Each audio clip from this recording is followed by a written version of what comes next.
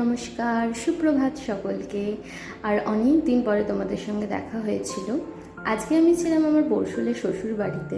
আর সকাল সকাল উঠে কাজ তো সেরকম থাকে না, তাই সকাল সকাল উঠেই করে নিলাম একটুখানি ব্রেকফাস্ট। এটা ছিল মুসলি। মুসলি খেতে ভাই আমার ভীষণ ভালো লাগছে ইদানিং, জানি না কেন। আর প্রচণ্ড গরম ছিল ভাই, লিটারালি প্রচণ্ড গরম, মানে গা হাত পা কুটকুট কুটকুট করছিল। তো সকাল থেকে উঠে সেরকম আমার কোনো কাজ থাকে না, আমি একটুখানি কুটনো ফুটনো কুটে দিই মামনিকে, এই যা। বাদ বাকি মানে ওই টুকটাক কাট। আজকে যেমন টেবিল পরিষ্কার করেছিলাম আমি, এই টেবিলটা মামনি অনেক দিন থেকে আমাকে বলছিল একটু পরিষ্কার করে দিও, তো আমি পরিষ্কার ভালো করতে পারি, সেই জন্য আজকে পরিষ্কার করে সুন্দর করে সাজিয়ে গুছিয়ে দিয়েছি। সেই জন্য মামনি আমাকে একটা আইসক্রিম দিয়েছিল। হি হি হি, কি খুশি আমি। আমার মামনি আমাকে খুব ভালোবাসে ভাই।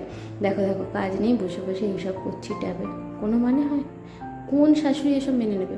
যাই হোক, দুপুরবেলা খাওয়া দাওয়া করে বিকেলবেলা মামা এসেছিলো, তো মামার জন্য করছিলাম একটুখানি চা।